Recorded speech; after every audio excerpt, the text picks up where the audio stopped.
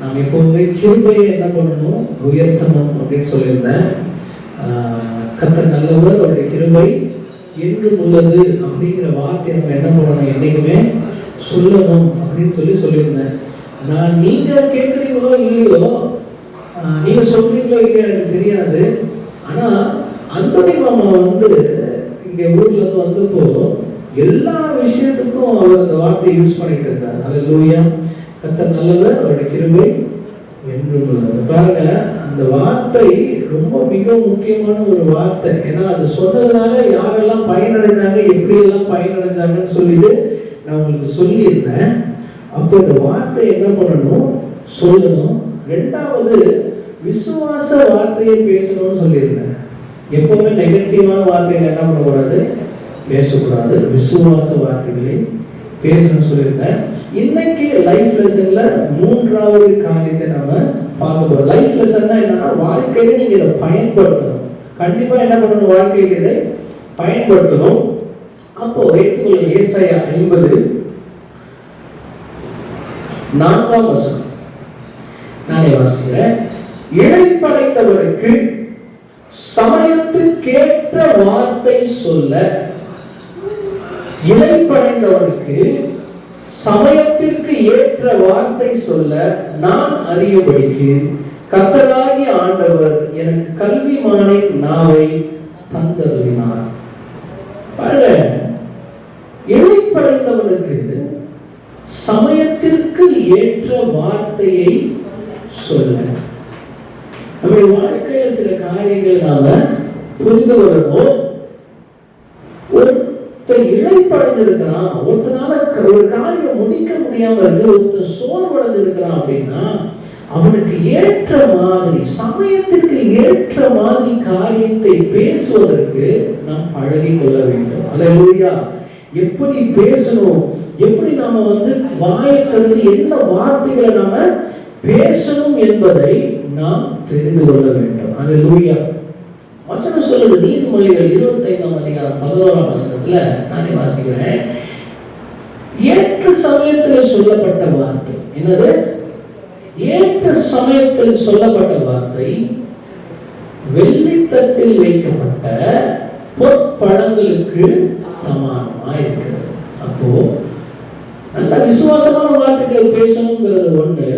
இன்னொன்னு, ஒருத்தன் இளைப்படது இருக்கான், ஒருத்தன் கஷ்டமா இருக்கான் அப்படின்னா அந்த சமயத்திற்கு ஏற்றவாறு நீங்க வார்த்தைகளை பேசினால்தான் வசனம் சொல்லுது, அப்பதான் உனக்கு கல்விமானின் நாவாய் ஆண்டவர் உனக்கு மாற்றுவார். அல்லேலூயா.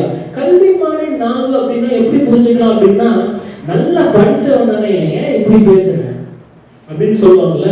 அப்ப நல்லா படிச்சு இருந்ததுன்னா நமக்கு அந்த கல்விமானின் நாவை என்ன பண்ணுவாரு, ஆண்டவர் கொடுப்பார். அப்ப என்னன்னா, ஏற்ற நேரத்துல என்ன வார்த்தைகளை பேச வேண்டும் என்பதை நாம் அறிந்திருக்க வேண்டும்.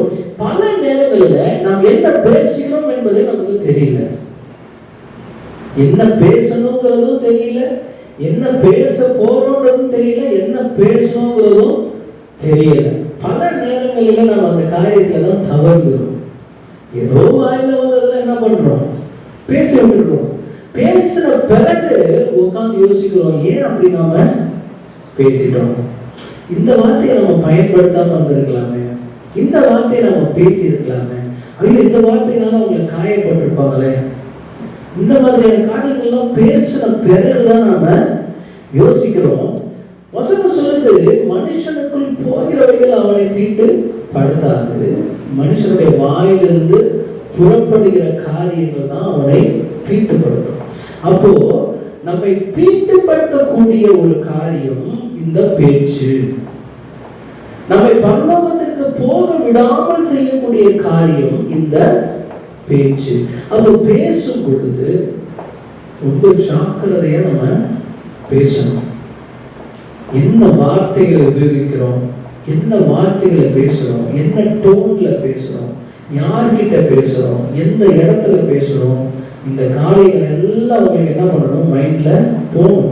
2 செகண்ட் லேட்டா பேசுறதுனால ஒன்னும் குறைஞ்சிட போறது, ஆனா யோசிச்சு பேசணும். இப்ப நிறைய நேரத்துல உங்க பிள்ளைகள் மேக்ஸை சீக்கிரமா கத்துக்கணுமா, 77 87 அப்படின்னா அவன் இப்படிங்கிறான், டப்புன்னு ஆன்சர் சொல்லிடுறான். பாத்தீங்களா? அதெல்லாம் என்னமா இப்படிங்கிறான், 587 485 12035 என்னவோ சொல்றான். இந்த மாதிரி உங்கள் பிள்ளைகள் கத்துக்கணுமா? இப்ப 2 நிமிஷம் லேட்டா சொன்னா என்ன குறைஞ்சிடும் போது, கணக்கு போட்டு பார்த்து சொன்னா ஒன்னும் குறைப்பு. இவ்வளவு சீக்கிரம் மேக்ஸ் பண்ண என்ன பண்ண போறான்? 3 மணி நேரம் எக்ஸாம் 1 மணி நேரத்தை முடிச்சு என்ன பண்ண போறான்? ஒன்னும் பண்ண போறது கிடையாது. அது மாதிரி அவசரமா பேசி என்ன பண்ண போறது கிடையாது. அவசரமா அதுக்கு பதில் சொல்லி நம்ம ரைட்டு அப்படின்னு ப்ரூவ் பண்றதுல ஒரு அர்த்தமும் கிடையாது. பொறுமையா நிறுத்தி நிதானமா பேசு. ஏன்னா இந்த மூளை யோசிக்கிறத வாய் என்ன பண்ணுவோம், டப்புன்னு பேசிடும். நம்ம இனிமே ஒரு காரியத்தை என்ன பண்ண போறோம், மூளை யோசிக்கிறத கொஞ்சம் கீழே இதயம் வரைக்கும் அனுப்பி அவங்களுக்கு காயப்படுத்துமா இந்த காரியம், நம்ம பேசுகிற காரியம் அவங்கள ஹர்ட் பண்ணுமா, இல்ல நம்ம சரி நம்ம மூளைக்கு கரெக்ட்னு பட்டுச்சு உடனே என்ன பண்ணிடுறோம், டபால்னு என்ன பண்ணிடுறோம், அடிச்சிடுறோம் வாயில இருந்து. பாருங்க, அப்ப இனிமே நம்ம என்ன பண்ண போறோம், யோசிக்க போறோம். ஏன் தெரியுமா? நீதிமொழிகள் 18:21 சொல்லுது, மரணமும் ஜீவனும் நாவின் அதிகாரத்தில் இருக்கிறது. வார்த்தை எவ்வளவு முக்கியமான விஷயம் பாருங்க. நம்ம ரொம்ப சாதாரணமா யோசிச்சுட்டு இருக்கோம், ரொம்ப சாதாரணமா நம்ம பேசணும் அப்படின்ட்டு. நம்ம பேசுறத ஆண்டவரும் கவனிப்பாரு, பிசாசும் கவனிக்கும். என்ன வார்த்தைகளை உபயோகிக்கிறோம், என்ன வார்த்தைகளை சொல்லுகிறோம் என்பதை ஆண்டவரும் கவனிப்பாரு, சத்துருவும் கவனிப்பான். அதனாலதான் மரணமும் ஜீவனும் நாவின் அதிகாரத்தில் இருக்கிறது. அப்போ மூளை நம்ம எல்லாம் நாம தான் யோசிக்கிறோம். ஆனா ஒரு தமிழ்ல ஒரு செய்தி இருக்கும், எய்தவன் இருக்க அம்பை நோவான். நாக்கு பேசுற ஒழிய அதுக்கு கண்ட்ரோல் யார் கொடுக்கிறது? மூளை. அப்போ நம்முடைய சிந்தனை இந்த மூளையில சரியாய் சிந்தித்தால் நாம் சரியா என்ன பண்ணுவோம், பேசுவோம். ஹல்லேலூயா. சோ இது கொடுக்கிற இன்ஸ்ட்ரக்ஷன்ல தான் நாக்கு என்ன பண்ணுது, பேசுது. அப்போ இன்னொன்னு தெளிவா சொல்லுகிறது, நாக்கு ரொம்ப சாதாரணமா இருக்கு இல்லையா? ஆனா யாக்கோபு, இந்த வசனத்தை எல்லாரும் எடுத்துக்கொள்ளுங்கள், நான் வாசிக்க போறது மிக முக்கியமான வசனம். யாக்கோபு 3ஆம் அதிகாரம். யாக்கோபு புதிய ஏற்பாட்டுல கடைசி போனீங்கன்னா அது முன்னாடி ஒரு 4 அதிகாரத்துக்கு முன்னாடி இருக்கும். யாக்கோபு 3:5, அப்படியே நாவானதும் சிறிய அவயவமா இருந்தும். நாவு எவ்வளவு அவயம்? சின்னோண்டு ஒரு அவயம். பாருங்க, அதுக்கு முன்னாடி 2-3 எக்ஸாம்பிள் சொல்லுவாரு. என்னன்னா, ஒரு குதிரை இருக்கு, அந்த குதிரை அவ்வளவு பெரிய குதிரைய சின்ன கடிவாளத்தின் மூலமா என்ன பண்ண முடியும், நாம அடக்கிடலாம். இப்படிதான் போகணும், அப்படிதான் போகணும். அவ்வளவு பெரிய கப்பல் இருக்கு, அதுல ஒரு சுக்கான், அந்த ஆங்கர் மூலமா என்ன பண்ணிடலாம், கப்பலை அடக்கிடலாம். அப்போ இந்த மனுஷனுக்கு நாலு சின்ன அவயமா இருந்தாலும் பெருமையானவைகளை பேசும் பாருங்கள். என்ன பேசும்? பெருமையானவைகளை பேசும் பாருங்கள். சிறிய நெருப்பு எவ்வளவு பெரிய காட்டை கொளுத்தி விடுகிறது. சின்னோண்டு நெருப்பு. இப்போ அமெரிக்கால ஒரு ஊரே என்ன பண்ணுச்சு, பத்தி எரிஞ்சது. அந்த மாதிரி தான் நம்ம நாக்கு. நம்ம பாட்டு கொளுத்தி போட்டு போயிடணும், எதையாவது பேசி கொளுத்தி போட்டு போயிடணும். அது பத்திரிக்கை என்ன பண்ணுது, எரியுது. அப்ப நாக்கு ரொம்ப டேஞ்சர். என்ன பேசுறோம், என்ன காரியத்தை நம்ம சொல்லுவோங்கிறத யோசிக்கணும். ஏன்னா வசனம் சொல்லுது நாவும் நெருப்பு தான். என்ன சொல்லுது அந்த வசனம்? நாவும் நெருப்பு தான். அது அநீதி நிறைந்த உலகம். நாக்கு தனியா ஒரு உலகங்கிற ஆண்டவர் என்ன சொல்றாரு? இந்த நாக்கு அநீதி நிறைந்த ஒரு உலகம். நம்முடைய அவயங்களில் நாவானது முழு சரீரத்தையும் கரைப்படுத்தி ஆயுள் சக்கரத்தை கொளுத்தி விடுகிறதாயும் நரக அக்கினியினால் கொளுத்தப்படுகிறதாயும் இருக்கிறது. அப்ப நாக்கு ஏன் முக்கியம்னா, நாக்கு உங்கள் நரகத்தை கூட்டு போயிடும். எங்க கூட்டு போயிடும்? நாக்கு சரியா யூஸ் பண்ணலன்னா நரகத்துக்கு கூட்டிட்டு போற அளவுக்கு பவர்ஃபுல்லானது இந்த நாக்கு. ஏன்னா நம்மளையும் நம்மளுடைய வார்த்தைகளையும் தனித்தனியா பிரிக்க முடியாது. இப்ப நான் பேசுறேன், என்னுடைய வார்த்தை நாவிலிருந்து வந்து இந்த நான் பேசுகிற வார்த்தையும் என்னையும் நான் பிரிச்சுக்க முடியாது. அது யாரோ, அது பேசுனது யாரோ அப்படின்ற மாதிரி என்ன பண்ண முடியாது, பிரிக்க முடியாது. அப்படிதான் ஆண்டவர் வார்த்தை மூலமா என்ன பண்ணாரு, பூமியை சிருஷ்டித்தாரு. அந்த வார்த்தை மாம்சமாகி இயேசுவா வந்தார். ஆண்டவரையும் அதுதான், அதனாலதான் ஒரே தேவன். ஏன்னா அந்த வார்த்தை தான் மாம்சமாகி இயேசுவா மாறினது. அப்போ அந்த வார்த்தையையும் நம்மளையும் நம்ம விட்டு பிரிக்கவே முடியாது. இப்ப நான் ஒரு கதை எழுதுறேன்னு வச்சுக்கோங்களேன், அந்த கதையை வேற ஒருத்தர் உரிமை கொண்டாடலாம், ஏன் கதை பண்ண. ஆனா நான் பேசுவதை யாராலையும் என்ன பண்ண முடியாது, உரிமை நான் அன்றுதான் பேசினேன். ஆமா, அப்போ அதுக்கும் எனக்கும் சம்மதம் இருக்கு. அப்போ நீங்கள் வாயில என்ன சொல்லுகிறீர்களோ, அது பேசுகிறீர்களோ, அதை வைத்துதான் நியாய தீர்ப்பு வழங்கப்படும். அப்ப எவ்வளவு உஷாரா நாக்க ஹேண்டில் பண்ணணும். ஏன் நான் பல நேரங்கள்ல மௌனமாய் இருப்பது நல்லது, பல நேரங்களில் பேசாமல் இருப்பது நல்லது, பல நேரங்கள் அமைதியா இருப்பது நல்லது. ஏன்னா ஒவ்வொரு வார்த்தைக்கும் நம்ம கணக்கு கொடுக்கணும் ஆண்டவர்கிட்ட. தேவையில்லாமல் பேசுகிற ஒவ்வொரு வார்த்தைகளுக்கும் கணக்கு கொடுக்கணும். சாந்தபதியோட சொல்லுவாரு, ஒரு அம்மா சொல்லிச்சான் சாந்தபதிகிட்ட, ஐயா என் பசங்க வெறும் சினிமாவா பார்த்துட்டு இருக்காங்க. 24 மணி நேரம் சினிமா பார்க்கறாங்க, டிவி பார்க்கறாங்க, இப்படியே பார்க்கறாங்க. என்னம்மா பசங்களோட பேரு? ஒருத்தர் பேர் வினோத் கண்ணா, இன்னொருத்தர் பேர் கமல்ஹாசன்.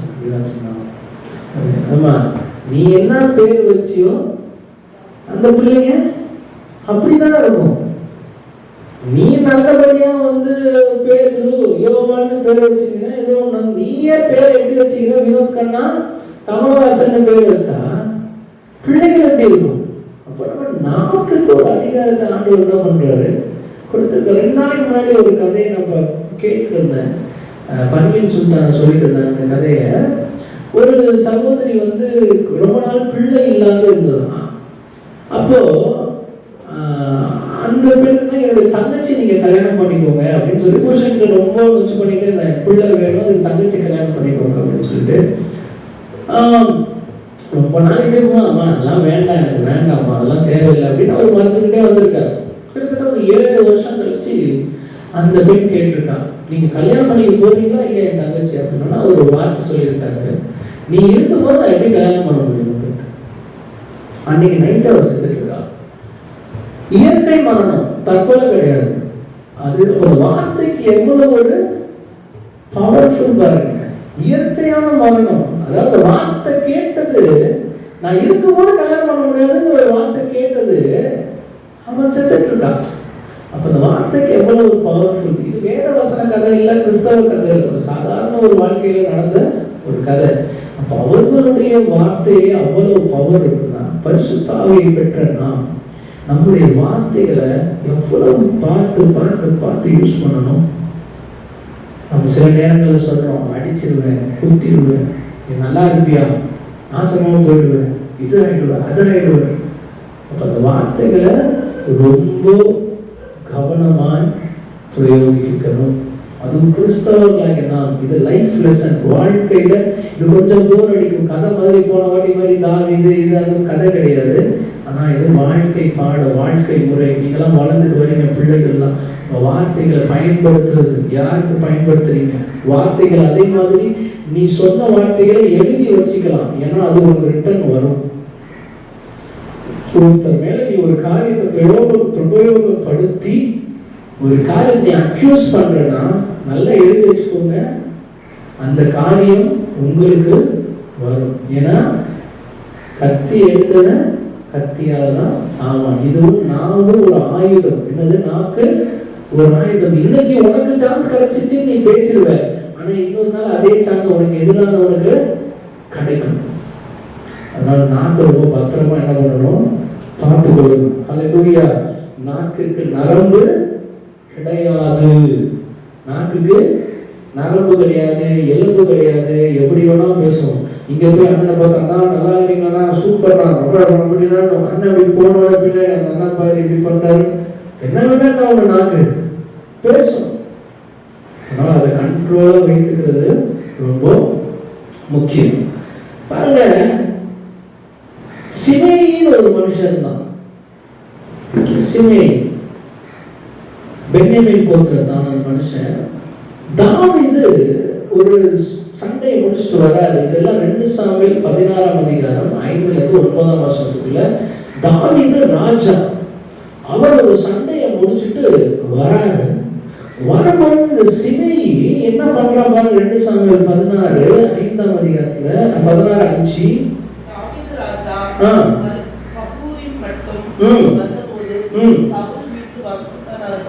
சவுல் வீட்டு வம்சத்தானாகிய கேராவின் குமாரனாகிய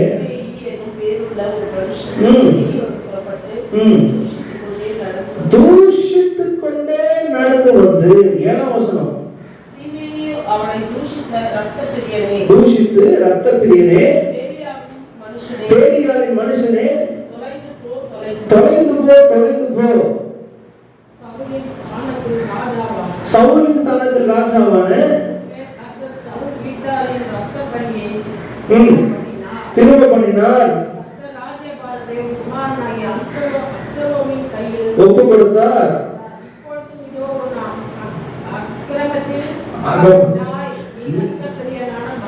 பாருங்க, தாவீது ஆண்டவருக்கு இதயத்திற்கேற்ற ஒரு தாசன். ஆனா இந்த சிமேயுடைய நாவு அவனை பேலியாவின் மனுஷனே, இரத்த பிரியனே, இதுவே அதுவே, நல்லா இருக்க மாட்டேன், என்னென்ன காரியங்கள் யாருக்கு எதிராக பேசுறா, தாவீதுக்கு எதிராய் பேசுகிறார். இப்ப நாம என்ன பண்ண முடியல, அவனால அடக்க முடியல. அதுவும் யாருக்கு எதிரா, கர்த்தருடைய ஊழியக்காரனுக்கு எதிராய். அல்லேலூயா. இன்னொன்று ரொம்ப ஜாக்கிரதையா இருக்கணும். கர்த்தருடைய ஊழியக்காரர்களுக்கு எதிரான வார்த்தைகள் எல்லாம் பேசும் பொழுது ரொம்ப ஜாக்கிரதையா இருக்கணும். ஏன்னா அது எல்லாம் அவர்களுக்கும் ஆண்டவருக்கும் இடையேயான தொடர்பு. அன்னைக்கு நைட் அவன் மன்னிப்பு கேட்டானா ஆண்டவர் என்ன பண்ணிடுவார், அவனை மன்னிச்சிருவாரு. ஆனா நம்ம அதையே யோசிச்சுட்டு உட்காந்துருப்போம். அந்த ஊழியக்காரன் அப்படி பண்ணால, அந்த ஊழியக்காரன் ஆண்டவரே மன்னிச்சிருங்கப்பா, தெரியாம பண்ணிட்டேன்னு சொல்ல நமக்கு தெரியுமா தெரியாது. அவன் சொன்னானா இல்லையா, ஆண்டவர்கிட்ட ஒப்புரவானா இல்லையா, நமக்கு தெரியாது. அதனால நாவை அடக்கமாய் வைத்து நம்ம என்ன பண்ணணும், பேசணும். சிமையை பார்க்கிறான், தூஷிக்கிறான், தாவீதை தூஷிக்கிறான், என்னென்னமோ காரியங்கள் செய்யறான். தாவீது சொல்றாரு, இன்னைக்கு அவனை விட்டு, என்னது இன்னைக்கு அவனை விட்டுடுப்பா, அவனை ஃப்ரீயா விடு. ஆனா தாவீது கடைசி காலத்துல சாலமோன் கிட்ட சொல்றாரு, தன் மகன் கிட்ட, டேய் சிமையின் ஒருத்தர் இருக்கான், அவன் என்ன ரொம்ப தூஷிச்சான். ஆனா அதுக்கு பிறகு ஒரு சில காரியங்கள் அதுக்கப்புறம் சமாதானம் ஆயிட்டான். ஆனாலும் அவனை பார்த்துக்கோ அப்படின்னு சொல்லிட்டு என்ன பண்ணிடுவாரு, செத்துருவாரு. சாலமோன் போவான் சிமை கிட்ட, டேய் நீ இந்த இடத்துல இருக்கிற வரைக்கும் நீ சேஃப், நீ இந்த ஊர்ல இருக்கிற வரைக்கும் நீ சேஃப், நீ இந்த ஊரை விட்டு வெளியே போனீங்கன்னா உனக்கு கொண்டு விடுவேன். எதனால இந்த காரியம்லாம் வருது, அவனுடைய நாவை அடக்க முடியாத ஒரு காரியத்தினால லைஃப் லாங் த்ரெட். அவனுக்கு வாழ்க்கை ஃபுல்லா பயந்து பயந்து, தாவீது கிட்ட பயந்து, சாலமோன் கிட்ட பயந்து, இதெல்லாம் மறந்து ஊர் விட்டு என்ன பண்ணிட்டான், ஒரு நாள் வெளியே போயிட்டான். போனோன்னு சாலமோன் என்ன பண்ணிட்டாரு, அவன் கதையை முடிச்சிட்டார். இதுக்கு என்ன காரணம், வாய அடக்க முடியல, என்ன பேசணுங்கிறது தெரியல, யார்கிட்ட பேசணும்னு தெரியல. அப்படி இனிமே நாம பேசும்பொழுது இந்த சிமை மாதிரி என்ன பண்ணக்கூடாது, சும்மா மற்றவங்களை சபிக்கிறது, மற்றவங்களை துன்புறுத்துறது, லைஃப் லாங் அது பின்னாடி என்ன வரும், தொடர்ந்துகிட்டே இருக்கும். இன்னொரு கதைன்னு சொல்றேன், அதுவும் தாவீது தான், தாவீது குறித்ததான கதை தான். 1 சாமுவேல் 25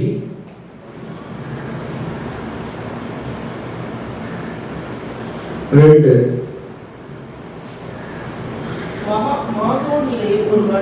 மார்கோனிலே ஒரு மனுஷன் இருந்தான்.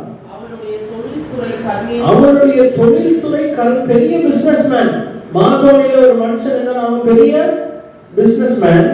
அந்த மனுஷன் மகாபாரி குடித்தனக்காரன், பெரிய குடித்தனம் வச்சு பெரிய ஆளா என்ன பண்ண, பணக்காரனா இருந்தான். அவனுக்கு 3000 ஆடும் 1000 வெள்ளாடும் இருந்தது. அவன் அப்பொழுது தண்ணீரில் தன் ஆடுகளை மேய்ப்பதற்குக் கொண்டிருந்தான். பாருங்க எவ்வளவு பெரிய ஆள் தெரியுமா இவன். அந்த ஊர்ல தாவீதுக்கு ஹெல்ப்புக்குன்னு கேட்கறதுக்கான ஒரு ஆள்னா அவன் எவ்வளவு பெரிய ஆளா இருப்பான் பாருங்க. தாவீதுடைய வீரர்களுக்கு சாப்பாடு வேணும்னு ஹெல்ப் கேட்கறதுக்கு தாவீது அனுப்புறாரு அப்படின்னா அவன் அந்த ஊர்ல எவ்வளவு பெரிய ஆளா இருக்கணும் பாருங்க. அடுத்து அந்த மனுஷனுக்கு நாபால் என்றும் அவன் மனைவிக்கு அபிகாயில் என்றும் பெயர். அந்த ஸ்திரீ மகா புத்திசாலியும் ரூபவதியுமாய் இருந்தாள். பாருங்க, அந்த ஸ்திரீ மகா புத்திசாலியும் பொண்டாட்டி எப்படி அழகா அறிவா, ரெண்டுமே பொண்டாட்டிக்கு இருக்கு.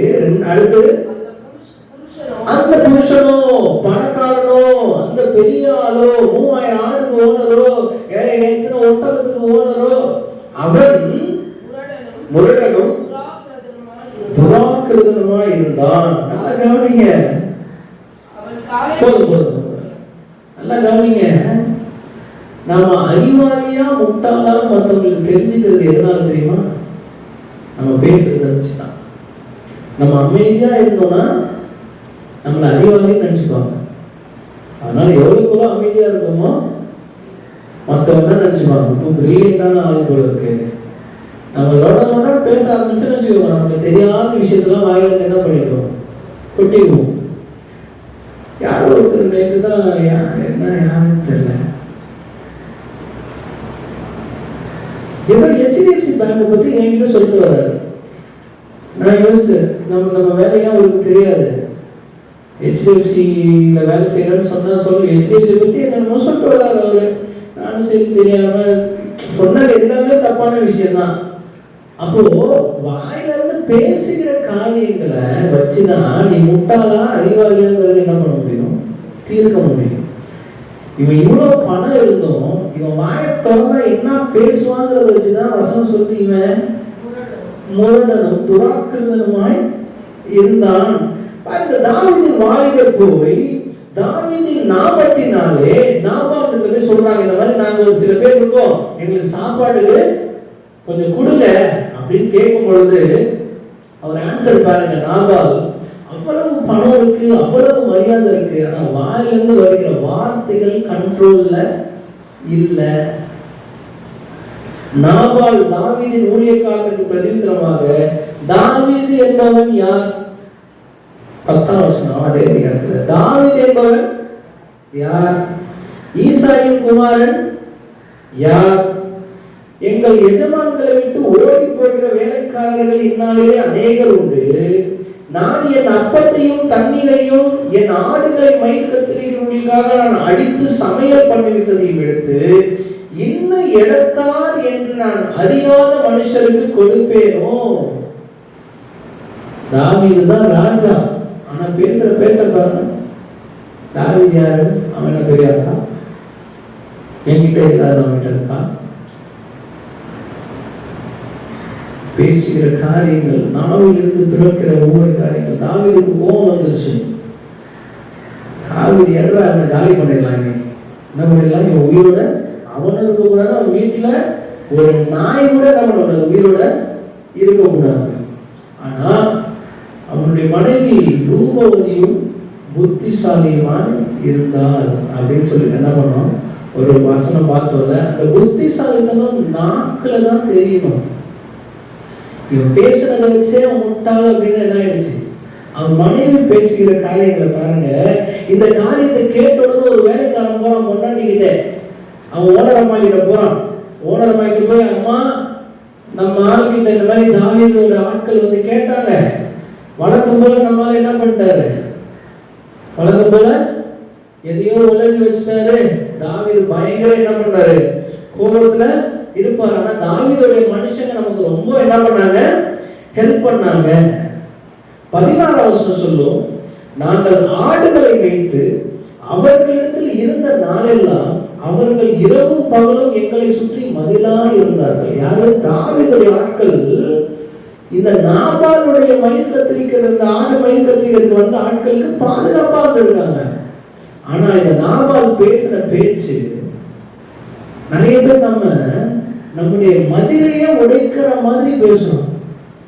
நமக்கு பாதுகாப்பா இருக்கிறவங்களையே நம்ம என்ன பண்ண மாட்டேங்கிறோம். அவங்க தான் நமக்கு பாதுகாப்பு, அவங்க தான் நமக்கு ப்ரொடெக்ஷனு. ஆனா அதை பத்தி நமக்கு கவலை இல்லை. கோபம் இதுன்னு வந்துச்சுன்னா நம்மளுடைய வாயிலிருந்து வர வார்த்தைகள் இப்படியே அந்த அணையை கல்லணையில தூக்குனா எப்படி போகும் தண்ணி, எதுக்குமே அடங்காதுல்ல.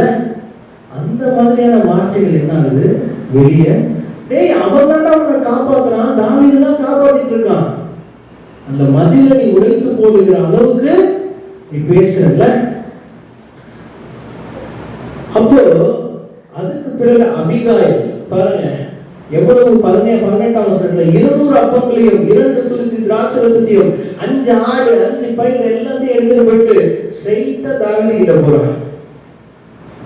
23ஆம் வசனத்துல கேட்கும் போது தாவீதை காட்டியும் தீவிரமாய் கழுதை விட்டு இறங்கி தாவீதுக்கு நேராக தரையில் விழுந்து பணிந்து அவன் பாதத்திலே விழுந்து, என் ஆண்டவனே, இந்த பாதகம் என் மேல் சுமரட்டும். உம்முடைய அடியானுடைய வார்த்தைகளை நீ கேட்கும் பொருட்காக உம்முடைய அடியான் உமது செவி கேட்க பேச வேண்டும். எவ்வளவு அழகா சொல்லுங்க.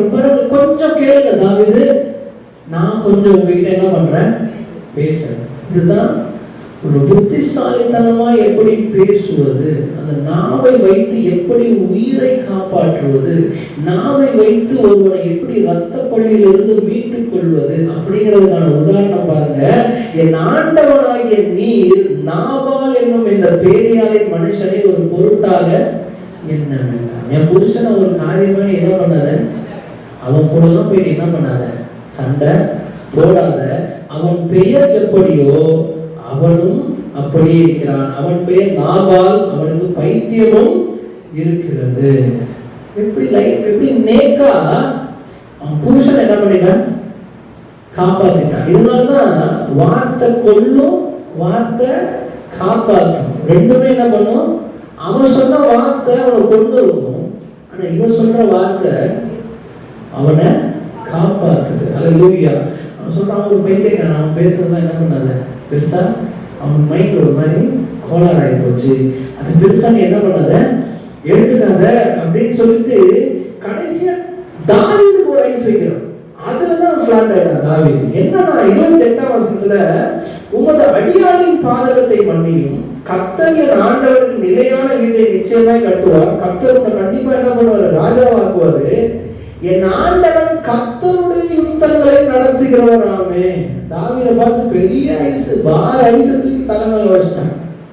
என்ன வச்சுட்டா, நீ கர்த்தருடைய யுத்தத்தை நடத்துகிறவர்னு நான் கேள்விப்பட்டேன். போய் இவனை போய் கொல்றதுக்கு என்ன பண்ற, கத்தியை தூக்கிட்டு வந்துட்டு இருக்கீங்கப்பா. தாவீது அதோடு என்ன பண்றாரு, அமைதிட்டார். அப்ப நாம எப்படி பயன்படுத்த வேண்டும்? 2 காரியத்தை தான் அவன் காப்பாத்தினான். ஒண்ணு அவன் புருஷனோட உயிரை காப்பாத்தினான், 2வது தாவீதுடைய ரத்த புள்ளியிலிருந்து தாவீதை காப்பாத்தினான். ஏற்கனவே தாவீதுக்கு நிறைய ரத்த புள்ளி, இதுவும் சேர்ந்து இருக்கும். ஆண்டவர் வசனம் சொல்லுவார், தாவீது அதுக்கப்புறம்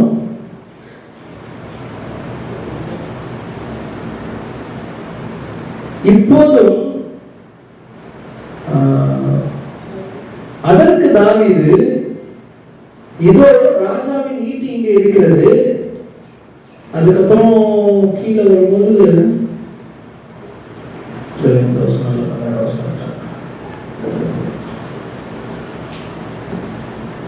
காத்தல் பறந்துச்சு. என்ன அதிகம்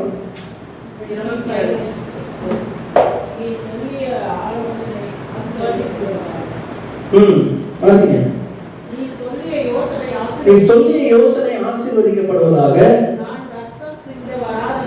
பாருங்க, 2 தாவீதை காப்பாத்துறாங்க. என்னன்னா, ரத்தம் சிந்த வராதபடிக்கும் என் கையே பழிவாகாதபடிக்கும் நீ இன்றைய தினம் எனக்கு தடை பண்ணினபடியால் நீயும் ஆசீர்வதிக்கப்படுவாயாக. நீ மட்டும் என்னை சந்திச்சு இதை பேசாம இருந்திருந்தீன்னா பொழுது விடிய மட்டும் நாபாலுக்கு ஒரு நாயும் உயிரோடு வைக்கப்படுவதில்லை. நீ மட்டும் வந்து இந்த காரியத்தை சொல்லாம இருந்திருந்தீங்கன்னா இந்நேரம் ஒரு எனக்கு குறைஞ்சபட்சம் நாபாலுக்கு 3000 ஆடு ஒட்டகம் ஒரு நாய் கூட உயிரோட வச்சிருக்க மாட்டார். எல்லாத்தையும் என்ன பண்ணிருப்பாரு?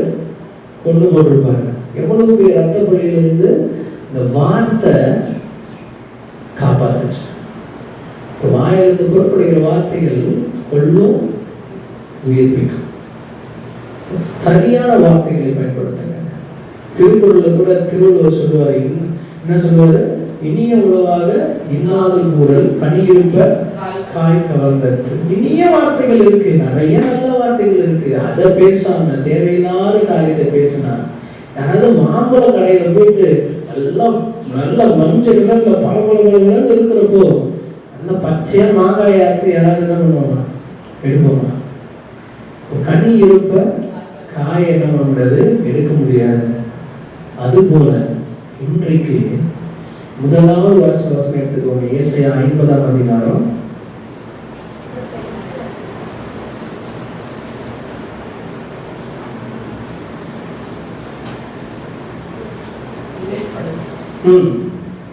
இளைப்படைந்தவனுக்கு சமயத்திற்கேற்ற வார்த்தை சொல்ல நான் அறியும்படிக்கு கர்த்தராகிய ஆண்டவர் எனக்கு கல்விமானின் நாவை தந்தருளினார். இப்போ எப்படி பேசணும்னு தெரிஞ்சுக்கணும்ல. அடுத்து பாருங்க, காலைதோறும் என்னை எழுப்புகிறார், கற்றுக்கொள்கிறவர்களை போல நான் கேட்கும்படி என் செவியை கவனிக்க செய்கிறார். கர்த்தராகிய ஆண்டவர் என் செவியை திறந்தார், நான் எதிர்க்கவும் இல்லை பின்வாங்கவும் இல்லை. அப்போ பேசுறத கம்மி பண்ணிட்டு நிறைய என்ன பண்ண சொல்றாரு? கேட்க சொல்றாரு. அல்லேலூயா. ஆண்டவர் என்ன காரியத்தை சொல்றாருன்னா, நான் கற்றுக்கொள்கிறவர்களை போல. கல்விமானுக்கு படிச்சவன் அப்படின்னா என்ன அப்படின்னா, படிச்சவன் எப்பவுமே நிறுத்த மாட்டான். படிக்கிறது என்னது? நான் வந்து பிஎஸ்சி மேத்ஸ் அப்படின்னு நிறுத்திட்டோம் அப்படின்னா அவன் படிச்சவன் கிடையாது. டெய்லி ஏதோ ஒரு காரியத்தை கத்துக்கொண்டே இருக்கணும். அப்போ பேசுறதை கம்மி பண்ணிட்டு கற்றுக்கொள்கிறவர்களை போல நான் கேட்கும்படி என் செவியை கவனிக்க செய்கிறார். கர்த்தராகிய ஆண்டவர் என் செவியை திறந்தார். அல்லேலூயா. சோ இன்றைக்கு வார்த்தைகள் என்ன வார்த்தைகளை பேசுகிறோமோ அதுல ஒரு பாஸ், ஒரு 2 செகண்ட் நிறுத்துங்க. அந்த வார்த்தையை நிறுத்தி, இந்த வார்த்தை சரியா இருக்குமா, இல்லை இந்த வார்த்தை அவங்களை காயப்படுத்துமா, இந்த வார்த்தை அவங்களை கொல்லுமா, இந்த வார்த்தை அவங்களை உயிர்ப்பிக்குமா, இந்த வார்த்தை அவங்களை பக்தி விருத்திக்கு எதுவாக நடத்துமா, இதெல்லாம் யோசிச்சு என்ன பண்ண போறோம்? பேச போறோம். இன்னைக்கு ஒரு முடிவு எடுக்க போறோம். வாழ்க்கையில எது பேசினாலும் யோசிச்சு பேசணும். மரணமும் ஜீவனும் நாவின் அதிகாரத்தில் இருக்கிறது. இந்த நாவு சிறிய அவயமா இருந்தாலும் ஒரு தீ, எப்படி தீயானது ஒரு காட்டையே கொளுத்தி விடுகிறது போல இந்த நாவு என்ன பண்ணும்? கொளுத்தி விட்டு போயிட்டே இருக்கும். அந்த யாக்கோபுல நீங்க ஃபுல்லா வாசிச்சு பாருங்க. அந்த நாக்கை பத்தி ஒரு அதிகாரமே எழுதியிருப்பார். நரகத்துக்கு கொண்டு போயிருந்த நாக்கு. அப்ப அந்த நாக்கிலிருந்து வெளியே வருகிற வார்த்தைகள் ரொம்பவும் யோசிச்சு